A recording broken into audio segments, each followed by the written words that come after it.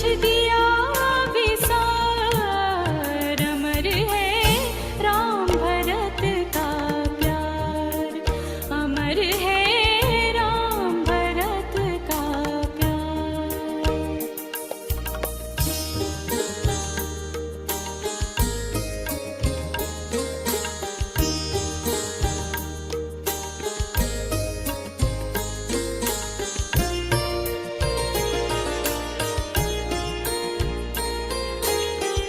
इस धरती पर कभी न होगा अनुज भरत।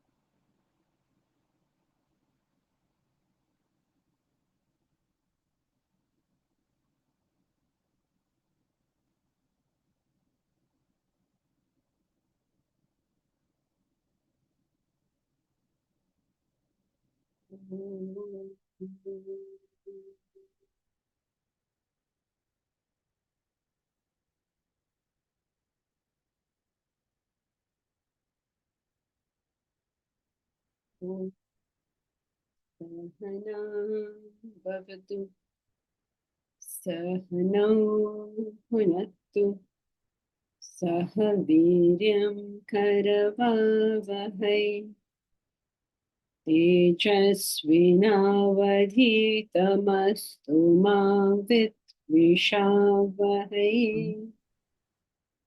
ॐ शान्ति शान्ति शान्ति। കറങ്ങാനില്ല കറക്കമൊന്നുമില്ല, ചൂട് കൂടി സുമ. മാർക്കറ്റിലൊന്നും പോകുന്നില്ല. ഇല്ല, ഭയങ്കര ചൂടാണ്. Together we'll chant Bhagavad Gita, chapter 15, verses 1 to 10.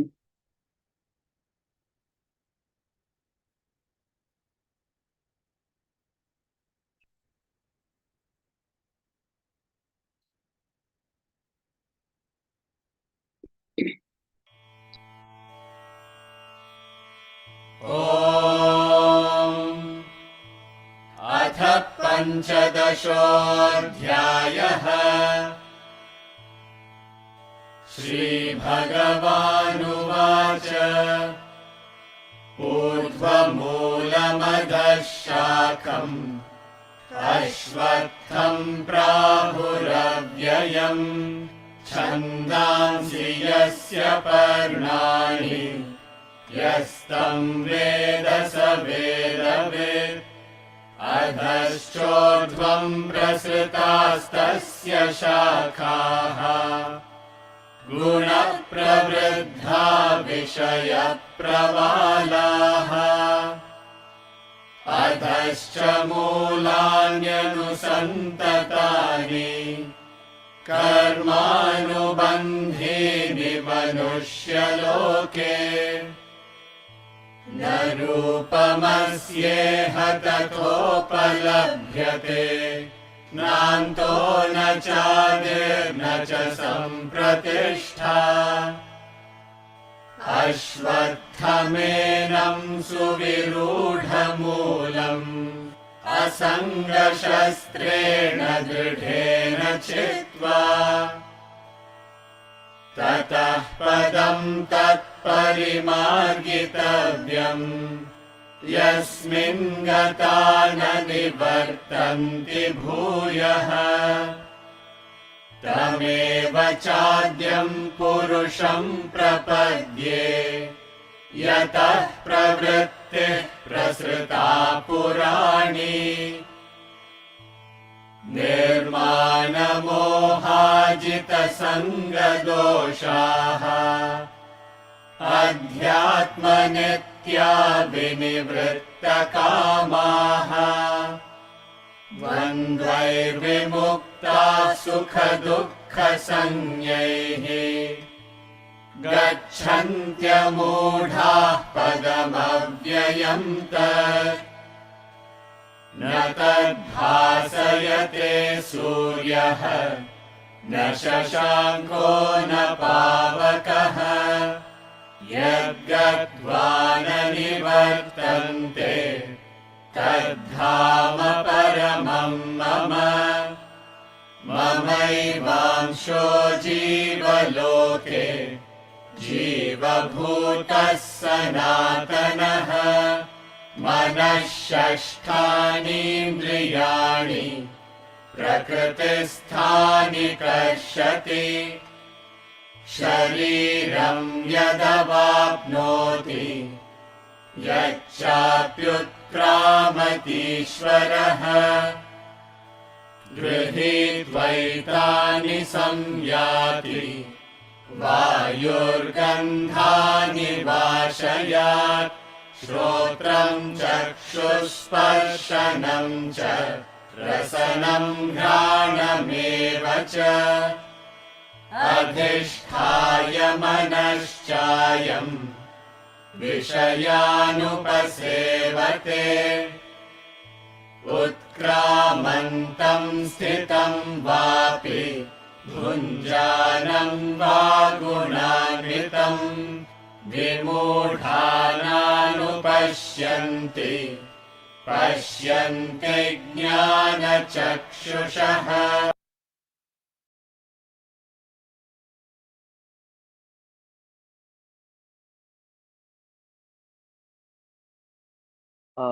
You're muted, Jantu. Go ahead. Yeah. So from verse 1 to verse 2, there was a shift in the tone. I mean, chanda, whatever. Why did he shift? Why is there a shift in the tone? A shift in tone is usually because he's trying to draw your attention to something. So how, what is the main problem that a teacher faces? That the children, the students are not paying attention. So he has various things that he can do. He can shift the tone, he can make shocking statements, he can tell a story, he can give an illustration. These are all the tools of the trade, which if ever you people become teachers, you will also get to know about. You will also use. So so now first one was what? A shocking statement, an upside down tree. And now he's sort of making that even more. He's saying it goes up, it goes down. It's buds are the sense objects. This is all it. We take it very for granted, but for a person listening to it for the first time, like, what is he talking about? And this is the chapter which is the most philosophical. What he talks in this chapter, he really has not, especially the last portion, he doesn't talk anywhere else. Why he said this to Arjuna at this point, Arjuna must have been completely tuned in. He's seen Vishwarupa Darshana. He's understood Bhakti Yoga, what it really is. He's now completely tuned up. So he's taken them to the highest. This must be the highest level of the Gita. And then again, the descending action will take place. So he's doing all these things over here. And very important to understand how we are trapped in it. Nobody ever understands that we are trapped. If I ask anybody in this class, are you trapped? They say, no, we are free. We got independence in 1947. So we don't get it. So he's drawing our attention by all this thing. Okay. Thank you.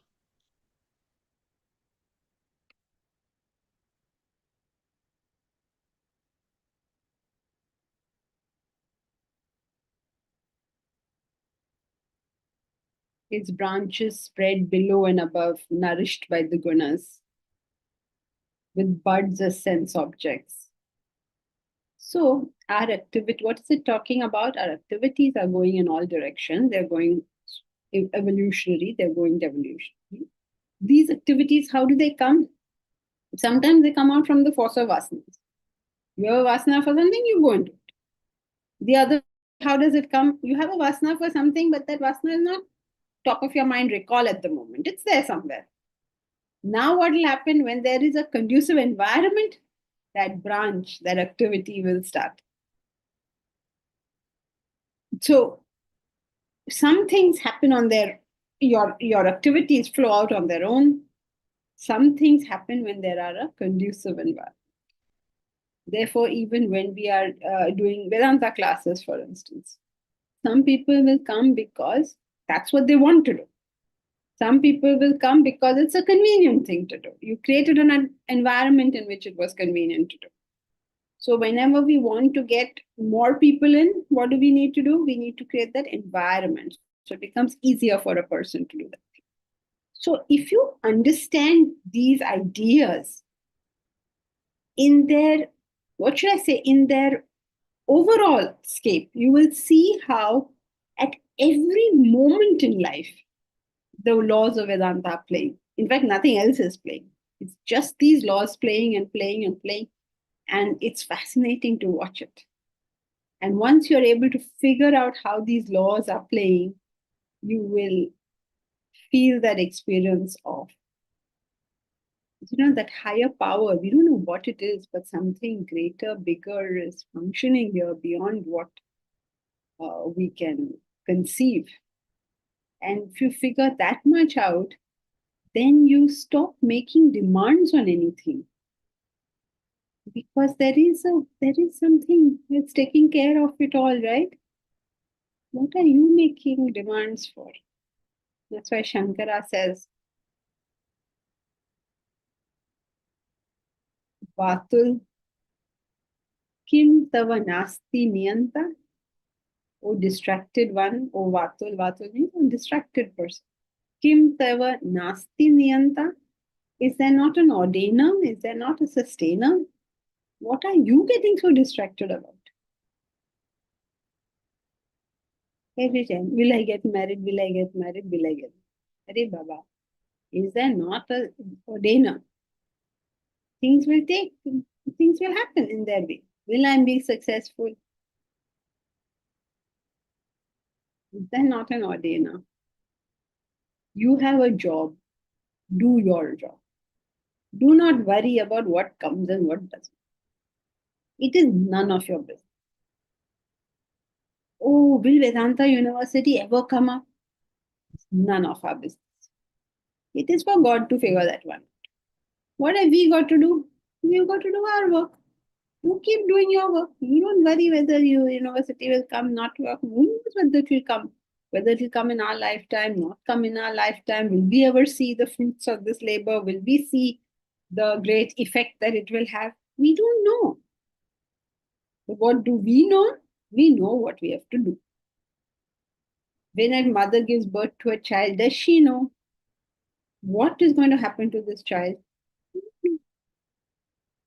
But what does she know? She knows her job. Or at least she should know her job and do that. Don't worry what will happen, Oh, Vatul kim tava nasti niyanta? Is there no ordainer for you? What is this thing? But when you take it upon yourself, no, I have to get this, I have to get that, this should happen, that should happen. Karmanubandhini manushya loke. This is the bondage of karma. This is a very, very important division that we all somehow have to make in our life. What is karma and what is karma bandhana? Karma is action. That we have to do. Karma bandhana is a bondage of action. That we have to stay away from. What is the bondage of action? Oh, this has to happen, that has to happen. Why are you worried about what has to happen? You do your stuff. You do your stuff diligently. You figure out what all requires to be done and do it. Finished. Your job is over after that. But if you say, no, it is my job, I will take it up. It is my action, it is my job, it is me. Okay, then take it up. That is what Emerson says. Very beautifully, he also puts. He says, does anyone remember Emerson's famous words?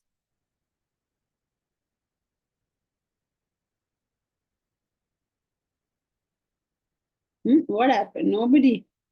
Even Bharat is not there in class today. What happened? All No, no, I'm there, but which one? If you could give me one line at least. in context, you have to get the line. I was wondering how come you did not tell us today. In context. Okay, can anyone help Bharat by giving him one line?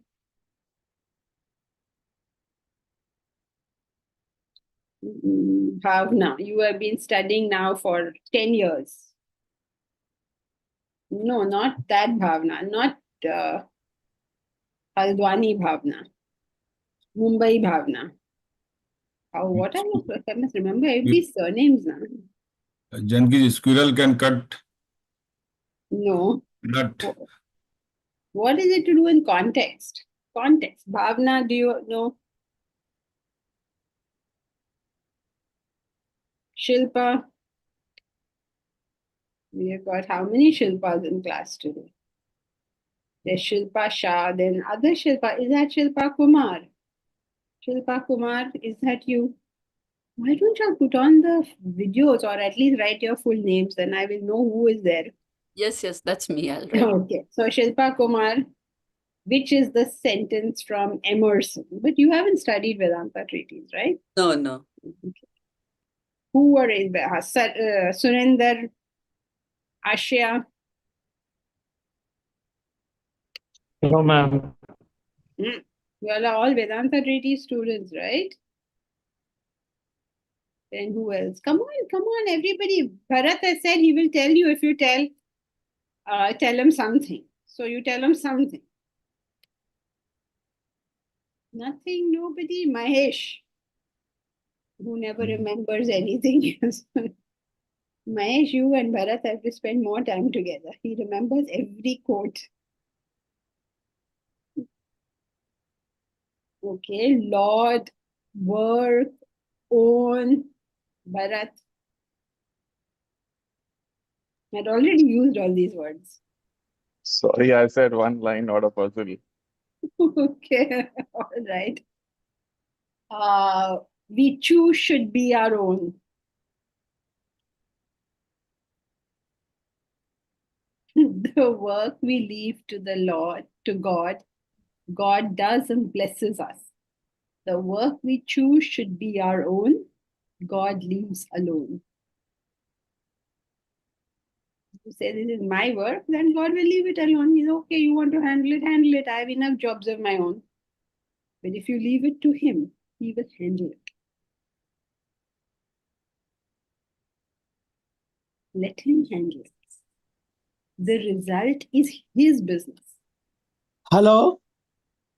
Yeah. Can we say, as you sow, you shall reap? Yeah, you can say that, but in this case, we are referring to the karma bandhana. What is causing the karma bandhana is you are tying yourself to that action. Bandhan means bondage. So how do you get into the bondage of action? Is action binding you? Action cannot bind you. What is binding you is your obsession, your hold, your ego, your individuality, which you are superimposing upon that action. Have you seen sometimes people give you a gift and it's a very gracefully done thing? And sometimes when people give you a gift, it is more about them than the gift. I'm sure you must have all noticed this, right? Very, very subtle people give a gift and it's very, very graceful action. And sometimes it is almost like, notice me, thank me, I have done this. It's all, nobody's saying these things, but it's all very much there in the doing. Yeah, Trump is like that. Mahesh, geopolitical issues out. Otherwise, no class will take place today. And the one word to just disrupt this whole class you have used. No, that word cannot be used at all. That name cannot be used. The forbidden name. Okay, so how much of I is there in that action? How much of I? You answer a question in class also, so much of I is there. You ask a question, you can't ask a question because the I is there. You ask a question, the I is there. Like every alternative we have, the I is there. So I act, I don't act, but that I is there. And that is the karma bandha. Now, when we say this, people stop the action. Be actionless when you say, people think of this as stopping action. How can you stop action? It's just not, it just can't be done. It's impossible. Then what are we trying to do? We are removing the I from the action. And when you remove the I from the action, you split the bonds of action. If you do not function in an erroneous ways, you do not create vasanas. And if you do not create vasanas, what in the world is there to bind you? Yes, Joyce. I just have a question about this. What if there is a task that you feel is something that is your duty to do, and that you know you have the knowledge and experience to do it well, but it's taken away from you to be given to someone with less experience, less knowledge, and who will not be able to do it as well? The I is there, definitely. But do you fight for it? Or how do you go about this issue without really putting the I forward? Suppose there is a time, okay, that Elsie can do a job very well, but we gave it to Bhavna. And you are watching this. Elsie is good at the job, but we told Bhavna to do it. Bhavna doesn't know how to do it. She may not even be interested in doing it. And Elsie is more than capable of doing it, and we're not giving it to her to do. What will you do? This is what I don't know. This is what I'm asking. Keep quiet? No, but if it's, no, I will not keep quiet. Go with me. Follow my logic and then see whether your question gets answered. Yes, I will not keep quiet. You will not keep quiet. But suppose you go to the boss and you say, you're a very stupid person. You gave the job to LC and you didn't give it to Bhavna. Do you think that boss will change his mind and give it? No. So you will use whatever tact, whatever tools you have at your disposal to not allow this travesty of justice to happen, right? It didn't work. It doesn't work, but you have to do whatever. It's got no ego has to be involved at all. Yes, this is what was the concern, was how to not involve the ego in this, saying, I'm better at this job, I can do it better. How to just put forward this idea that I am more capable than that person to do it. So I should be the one to do the job. But there is the I there all the time in this discourse. That is what you have to get. That there is no I there. There is only the cause there. This is the cause that has to happen, and therefore this individual has to do it. Where is the I? But the I, you're saying the I is there. Like you're accepting the I is there. The thing is, the I has to be removed. When you remove the I, listen, when the I is not there necessarily. If something has to be done, and X person, any X person is the best suited to do it, then that X person should do it. That is common sense. Where is the I? Now you say, no, it's I because I'm involved. No, it's I when you choose to be involved. The I is because I am that person. No, it's when you choose to look at it like that. You are choosing to look at it as, I should do this job. Yes. No, you look at it as, this is the cause. I mean, this is what is to be achieved, and this person is the best to do it. Yes. So now, whoever has made a decision to give it to a person who is not capable of doing it, must have some reason. Yes. What is that reason? It could be a rational reason. It could be an emotional reason. Now, unless you know what it is, what are you fighting? It may be that he wants to give it to his daughter. He doesn't care who you are and whether you're better. He's going to give it to his daughter. whatever you go to say, the fact that this is the daughter is not going to change. So when you remove your ego from the equation, you begin to see the situation as it is, right? It just because I am better at doing this job doesn't mean that a biased partisan person is going to give it to me.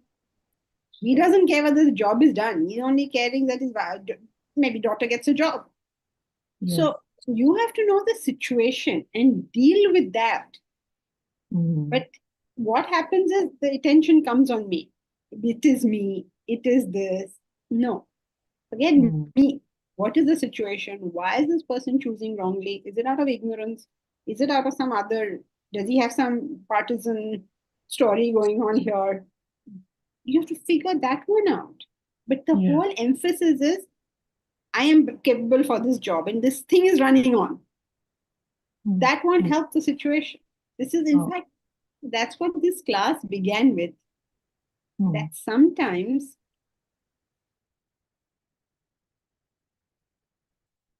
Chankiti, I think we are losing you. The in connection. environment, There was a gap. There is what should I? Okay. Oh, there was. There was a gap in Where did you connection. hear up to? Oh, okay. So The where reason did you why hear up to? this person chose this other person to do the task, there must be a reason, and we have to look at the reason, not at the I. Yes. Right. And one universal mistake that almost every spiritual sadhak means, what is sadhak in English? Sadhak. Seeker. Seeker. Follower. Okay, thank you.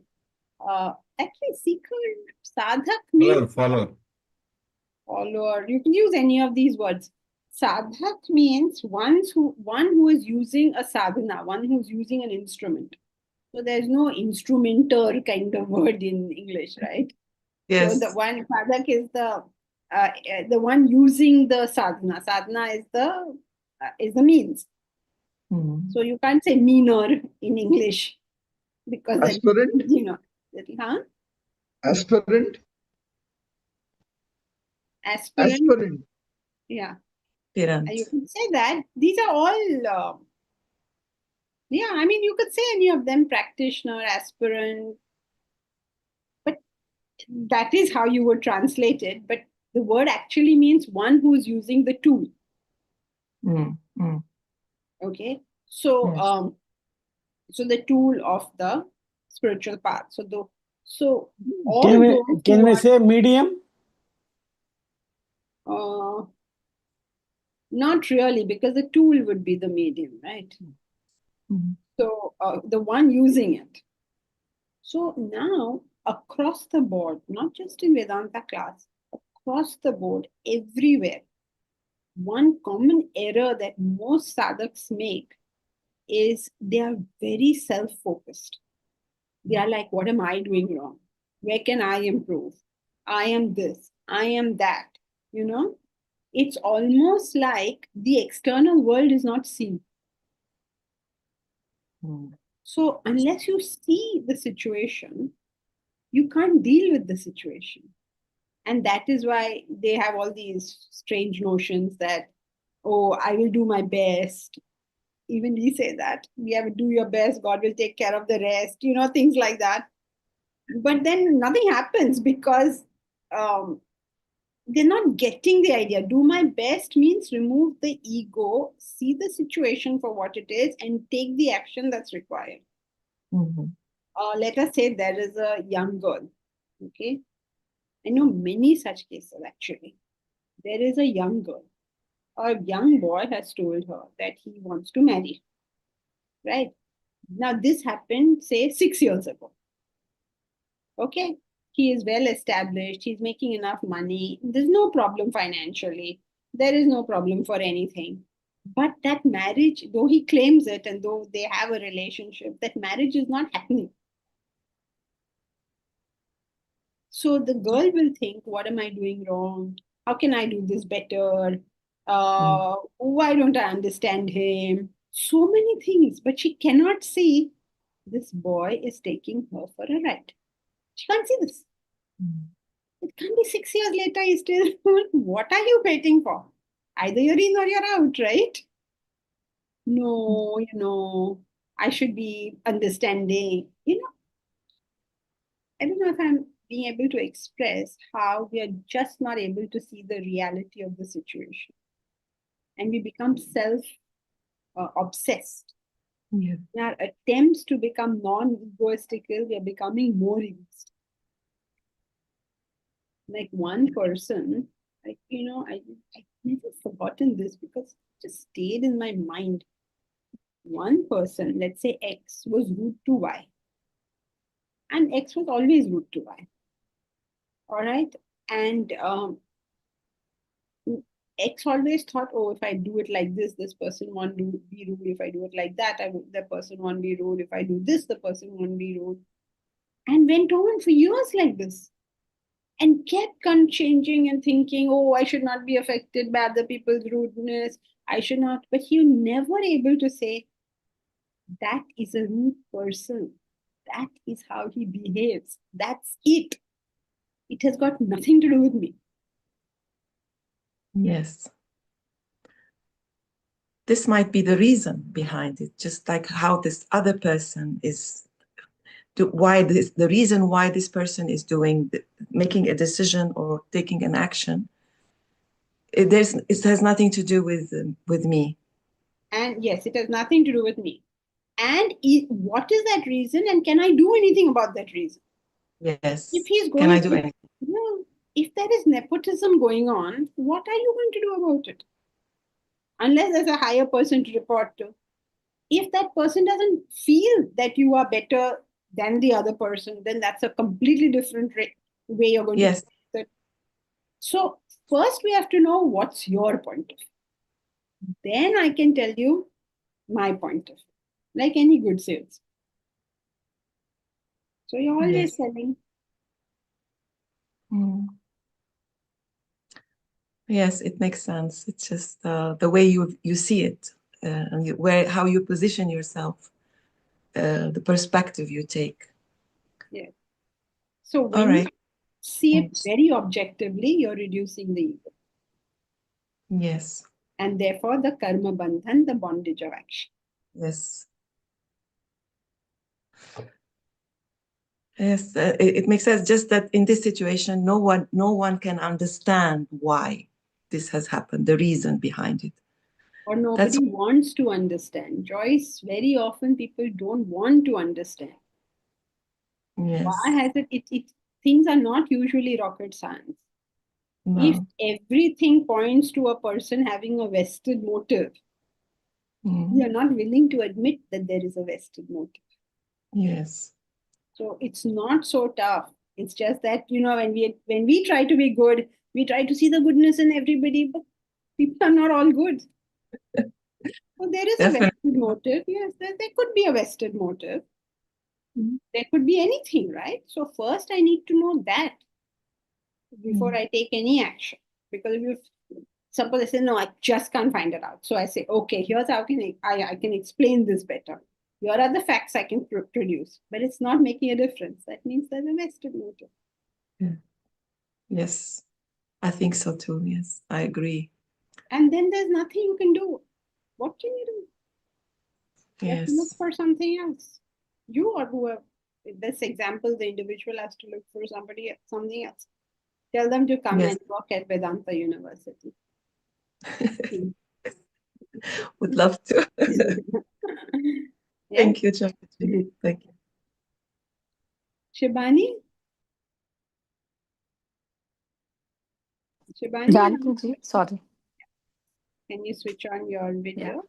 Janki ji, in this particular... One second. Yeah, okay. Shibani wanted to say something. Yeah. Shibani, you still want to say? Yes. I can see you now. But you have to unmute yourself. Yeah. Can you hear me now? Yes. Yeah. I have this particular issue that this lady was talking about. I have a different route.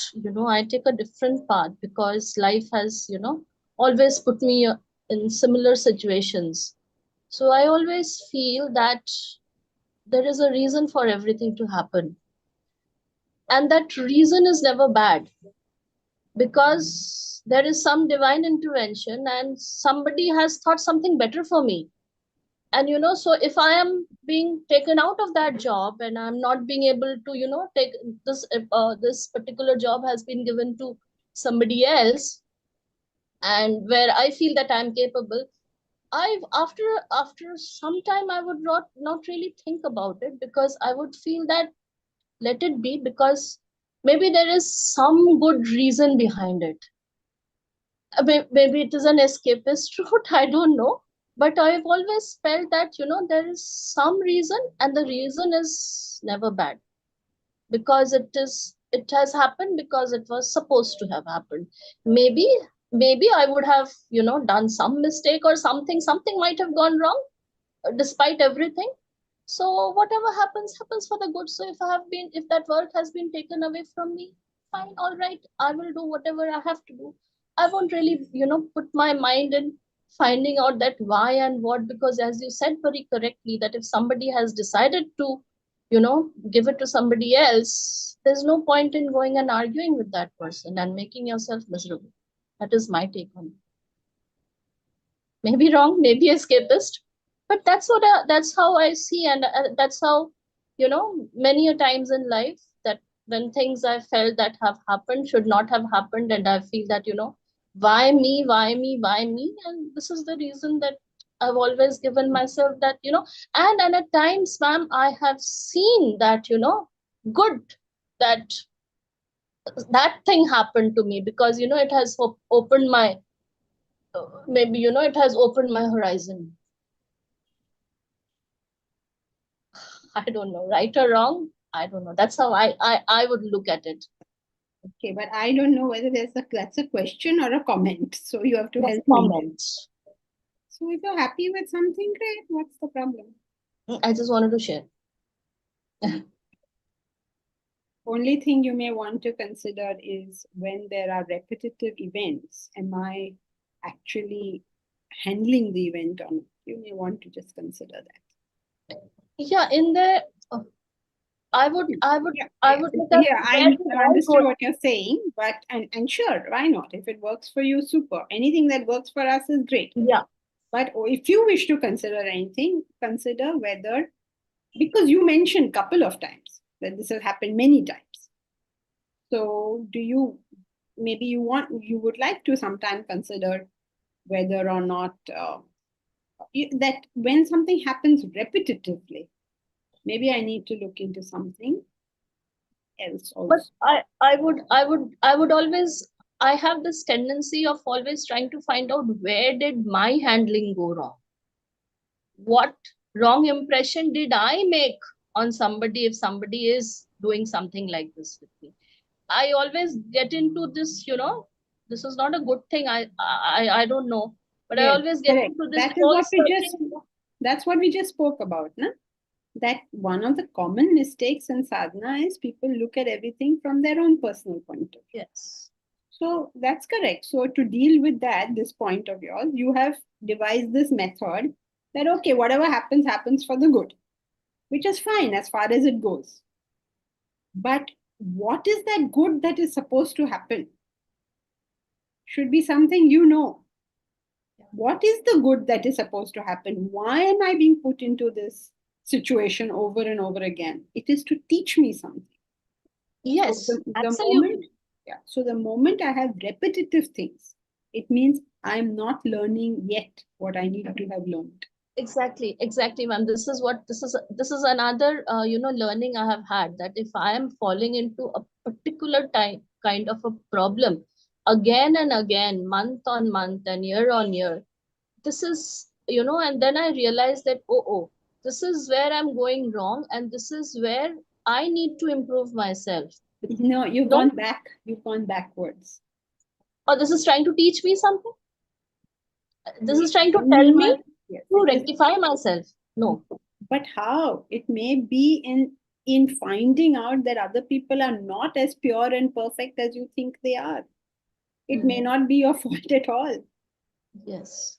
So if you keep on saying, no, that's a given, he is okay, I am bad, then you will keep on getting into the problem. So therefore, when you're saying that, oh, I did something wrong, you have evolved a method by which you say, no, I didn't do something wrong, a better wisdom is working for it. Okay, that's a step to conquer the first one. But when you say, okay, there's a better wisdom working at it, then you must also then go to the next step and say, what is that wisdom? What is it? So then eventually you will figure out I have to learn something. So what is this thing I have to learn? That I have to understand the world is what it is. Yes. Maybe that is it. So I don't know what you have to learn because I don't know what is the thing, but usually 9 or 10 times sadhaks start concentrating on themselves so much that they forget there is an external world, and that external world is not fully pure. So step by step we have to better and better our understanding so that we grow. I mean, what the karma bandhan has to loosen, right? Wherever I'm making a mistake, wherever I'm creating stupid vasanas, I have to let that go. But where is it? That I need to know. People come to this point that, okay, I have to let go, but what am I to let go? True. That I have to figure out. Like Joyce gave one example. So what is it she has to let go in this?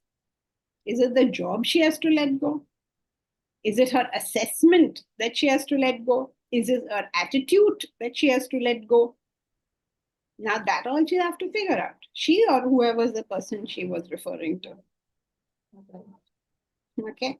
So these branches go up, these branches go down, they're evolutionary, they're devolutionary. Sometimes it comes out of the force of my own vasanas that they branch out. Sometimes they branch out because of a conducive environment. These conducive environments make us fall and make us rise. So therefore, it's my job to ensure that I use them properly in such a way that eventually the karma bandhan goes away. Thank you. So the dissolution of the ego is something that we speak about very loosely and lightly in class. We don't seem to get, it's not directly to Shivani, so Omkar, you don't need to highlight her, poor thing. This is the text itself. The difficulty in dissolution of ego is in recognizing what is ego. If all the time I'm saying I should improve, I should improve, I should improve, what is that? The thought of I repeating. I and me. I cannot see Milan for what he is. I cannot see Elsie for what she is. I cannot see Deepraj for what he is. I cannot see Bhavna for what she is. Why? Because I am too caught up in my own self. And all of us have these fantastic notions floating around in our heads. And so we are doing what today's youngsters call living in our own heads. We have lost touch with the reality. Reality means the ground reality over here. So why did he speak to me like that? I mean, he's that type of person, he'll speak like that. I have to at least identify what something has to do with me and what doesn't have to do with me. Right? If my husband says or does certain things, some of it has to do with me. I'm stupid. I've done stupid things and he's drawing my attention to them. Sometimes it is his preferences which have got nothing to do with me. And I have to be able to tell the difference now. What's my intellect for? Oh, my husband said this. Oh, my mother said this. Oh, my father said this. Oh, my grandfather said this. Oh, my boss said this. Is it a reflection on me or is it not a reflection on me? That is my first question to myself. And this is where the problem occurs. Omkar, you haven't removed Shibani yet, poor thing. No, look, you can keep your video on, Shivani. It's always nice to have people that I can see in the class. I feel like I'm talking to human beings, you know. Otherwise, it's like and I know what people are doing. So I have to know, has it got anything to do with me or not? And this is a basic decision that your ego interferes with. Deepa, you wanted to say something? Yeah, Janki ji, the same situation. When we try and put our ego aside, be objective and detached, we will be in a situation to discuss it with our boss as a third person, right? That can be done. Yes. Yeah. Why not? But Yeah. that boss should be available, no? For that discussion. Okay. If he's not available, then I'll say, oh, I've still not removed my ego. No. Okay. Removing Yeah. your ego is seeing him for what he is. Assessing people for what they are is more important, as important. As important, Yeah. yes. Thank you. Right? So, what binds us in the world of men is not the action, but the attitude in our action. If you choose that I have to get this, I do this, I am good, I am bad, I will tell you what to do, you have to like me. If you do all this nonsense in the world, then bhugat lo ab kaun kya kar sakta hai? You will suffer the consequences thereof. And we don't recognize that this is the bondage we are in. That's the sad part. That is why Vedanta, ad infinitum goes on, develop intellect, develop intellect, develop intellect. We are like fed up. What intellect? Now tell us something else. But there is nothing else. What can I do? That discrimination in this situation,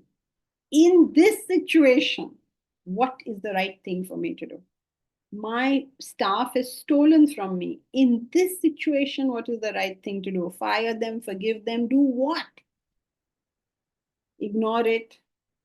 My child has been rude to me. In this situation, what do I do? Fire him, ignore it. What? What am I supposed to do? In this situation? No, I never fire anybody. That's one way. But you may be anything. What does this situation require? Or I fire everybody. Arey Baba, what does this situation require? I'm always very sweet.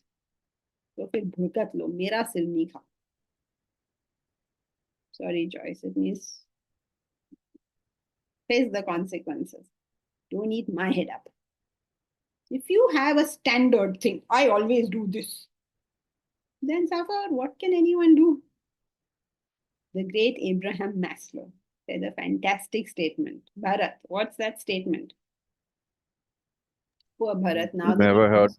Huh? Never heard of this gentleman. Oh, Abraham Maslow, no? Okay, who? I don't know what you people are doing in class. Abraham Maslow? Mahesh, no point asking you. We can never remember a quote. Who else? Deepraj? I know you have studied it, I think. At least you studied the book in which it came. Acha, is this the one about the tailor and taking fresh measurements? No? Not that. And is the same Maslow's hierarchy of needs? The same guy? Yes, yes. Yes, but in this context, he says, he who has a hammer believes everything to be a nail. You remember studying it, right? He who has a hammer believes everything to be a nail. Do you remember in which book you studied it? Yes, Elsie. How do you know? Yes, very good. How do you know what you know? And the other one, it says, give a young boy a stick and he sees everything as a drum. Right? You give a young boy a stick, what will he do? Any surface, he'll start whacking it. That's why, will you ever give a child in your house a stick? Because whatever he sees, any surface, dum, dum, dum. Hey, Baba, does this require it? It is a television. Does it require a stick to be used on it? The child doesn't understand. Similarly, when our intellects are low, we have one tool, a stick, a hammer, some tool we have. We will use that tool regardless of what the situation is. In Tantric terms, it is called one word. Mindlet. In this context, you're right, you're not wrong, but in this context, what are we talking about all this time? What was the main point? Karma bandhan. How does karma bandhan come? Ego. Right. Awareness. So when you use the only equipment you think you have, you are being Obsessed. Egoist. egoistical. You think you are not being egoistical. You're saying, no, I'm so sweet, I'm so forgiving, I'm so this, I'm so that. You are being egoistical. Because you have no recognition of the situation, only what you are. Ain't working, buddy, just ain't working. And then you say, why is God treating me like this? Poor God must be crying. When will these people understand and when will they leave me alone? Then he must be saying, why are they giving me blood pressure? So what we need is the ego, is the intellect. And as you keep dissolving the ego, you keep dissolving this, the discrimination, the buddhi, the viveka just becomes better and better. And that is your release from these traps. These are all traps. The bandhan means bondage. These are all the traps of my personality. It is my personality that keeps me from achieving anything. Now, what is that thing that is stopping me? Is very difficult because we justify our personality. Oh, I am this, I am that. He needs a bribe, but I don't give a bribe. Your own personality is stopping you from achieving whatever it is. And that's fine. You don't want to give a bribe, fine. But then you understand the situation.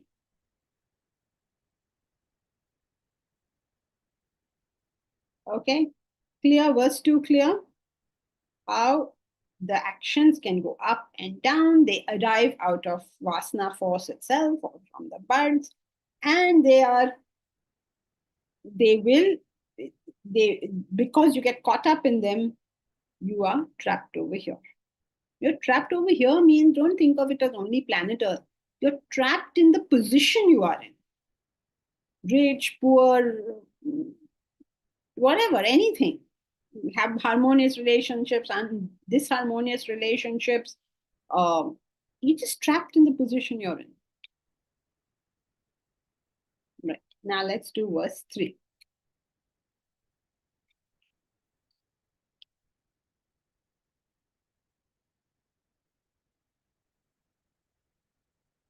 रूपमस्येह तथोपलभ्यते नान्तो न चादिर्न च सम्प्रतिष्ठा अश्वत्थमेनं सुविरूढमूलम्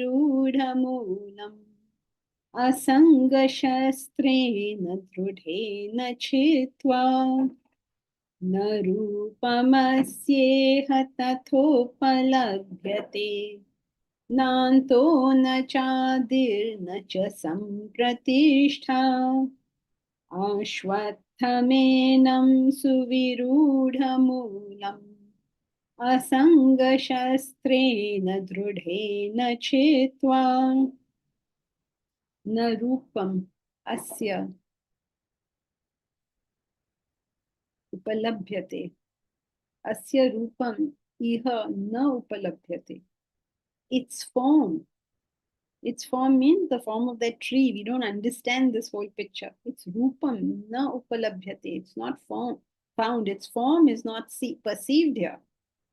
Na cha adi, na cha sampratishtha.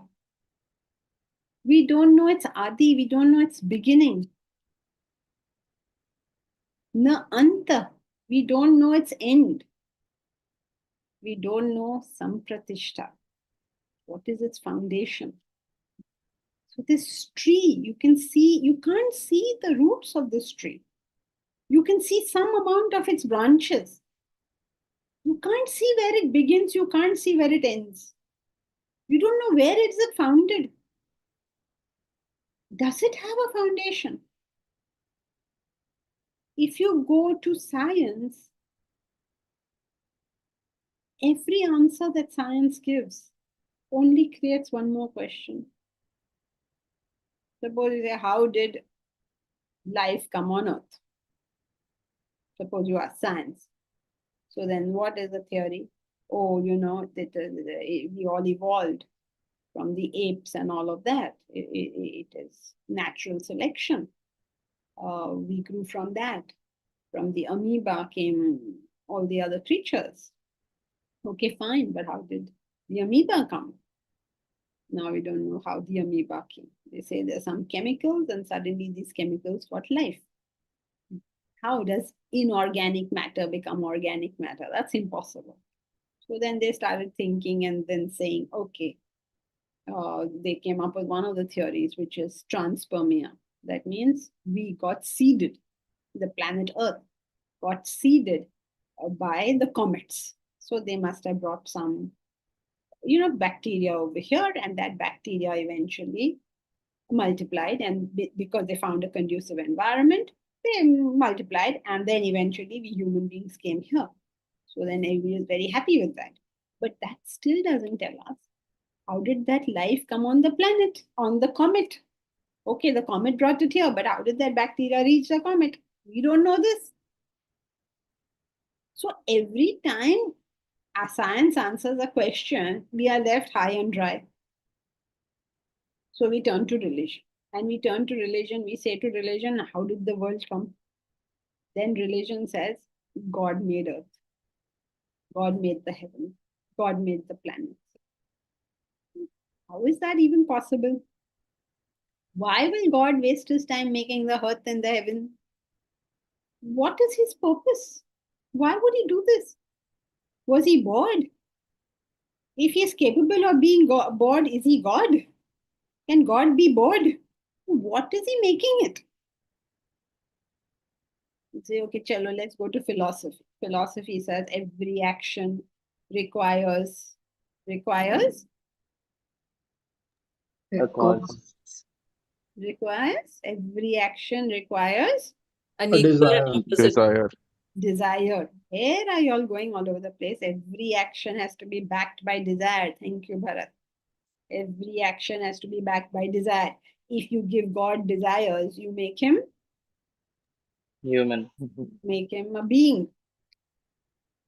Now, how can you have a being over there with desires? And if you give God desires, then he's no longer God, then he's like you and I. So why will this person, what is this thing? Why? He's not God, whatever else he may be. Now, like this, if you start analyzing, okay, chalo bhai, God didn't make. Science's reasons are out, religion's reasons are out. Now what then? What is it? How did it come?